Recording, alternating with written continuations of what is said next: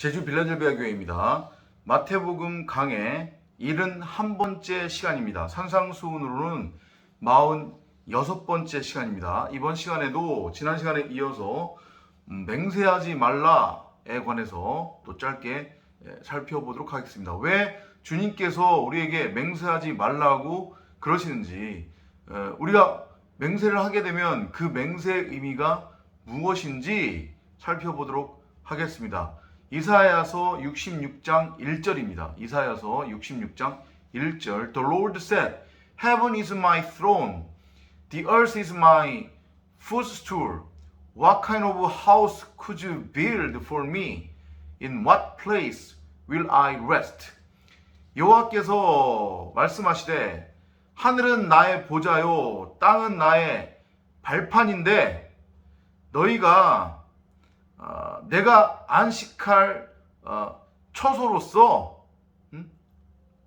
나를 위해 무슨 집을 지으겠느냐, 지을 수 있겠느냐, 이 말씀하세요. 다소 생뚱맞게 들리죠. 이 얘기는 무슨 얘기냐고 하면 결국은 맹세라고 하는 것의 의미, 그 맹세는 우리 앞에 비디오에서도 잠깐 이야기를 나눴지만 하나님만 할 수 있는 거예요. 그죠? 그러면 피조물 사람 입장에서 우리가 하나님 앞에 맹세한다고 하는 것의 의미는 무엇이냐?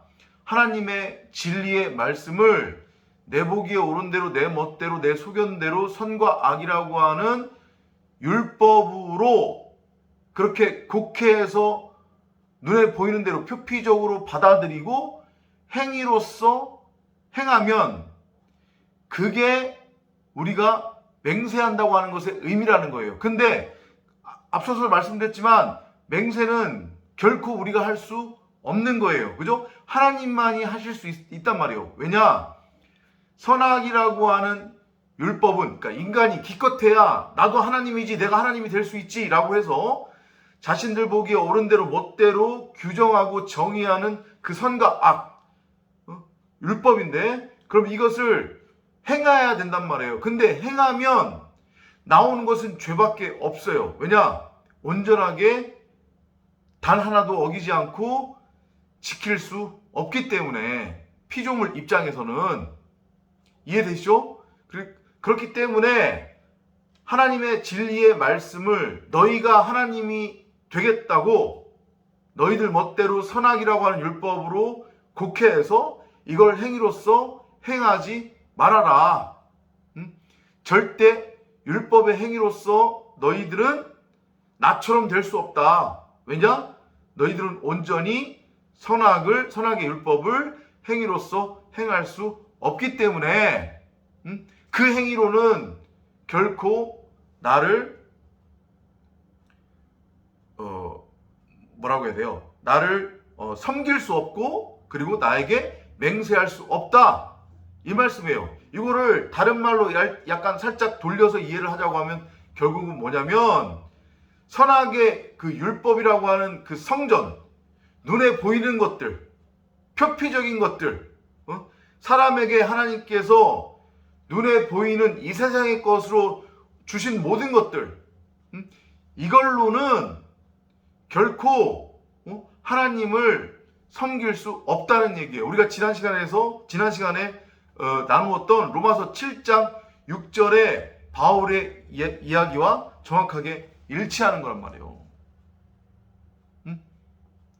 하나님 앞에 우리가 맹세한다고 하는 것의 의미 이해가 되세요?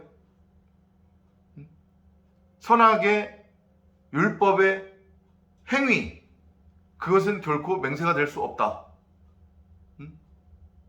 왜냐하면 피조물은 단 한 명도 예외 없이 자신들이 멋대로 규정한 하나님의 말씀, 선악의 율법을 온전히 행위로서 행할 수 없기 때문에, 그러면 죽는 거란 말이에요. 지금 그 말씀 하시잖아요. 너희가 나를 위해서 무슨 집을 지으랴? 내가 안식할 처소가 어디냐? 가인이 그런 거잖아요. 열심히 땅을 경작했어요. 그죠? 열심히 땅을 경작했다고 하는 것의 의미는 뭐예요? 지가 하나님이 되어 지멋대로 하나님의 말씀을 선악이라고 하는 율법으로 규정하고 정의한 다음에 이걸 행위로서 행하며, 율법이 행위로서 행해지면 이건 반드시 육적인 것과 연결이 돼요. 땅을 경작하는 일과 반드시 직접적으로 연결이 되고, 그리고 썩을 양식을 구하게 된단 말이에요. 이해되세요? 하나님의 진리의 말씀이 사람에 의해 선악이라고 하는 율법으로 곡해되고, 이게 사람에 의해서 행위로 행해지면 반드시 땅을 경작하게 되고 땅의 것, 썩을 양식을 구하게 된다. 인간의 가치를 추구하게 된다. 그런데 하나님은 그거 안 받으신다는 거죠. 하나님은 그거 관심 없으세요. 그걸로써 하나님을 섬길 수 없다는 거예요. 하나님께서 섬김받지 않으신대요. 그거 가지고. 바울도 얘기했고, 로마서 7장에서 지금 이사야 선지자도 말하는 거예요. 나를 위해서 무슨 집을 지으려고 하느냐? 그러면 어떻게 맹세를 하라는 거냐? 맹세의 의미가 뭐냐?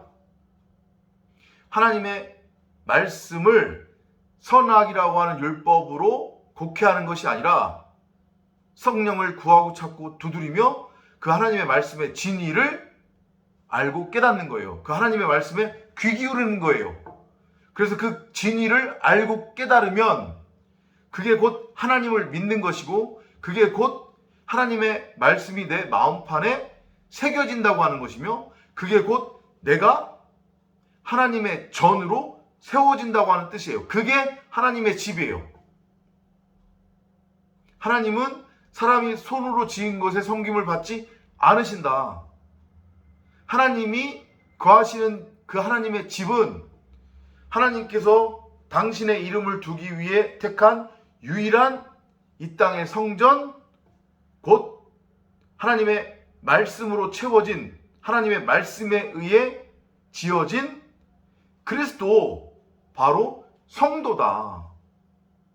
그러므로 여러분이나 저가 성령을 구하고 찾고 두드리며 하나님의 말씀을 깨달으면, 진리를 깨달으면 그게 바로 하나님 앞에 우리가 맹세하는 거라는 의미예요, 이게.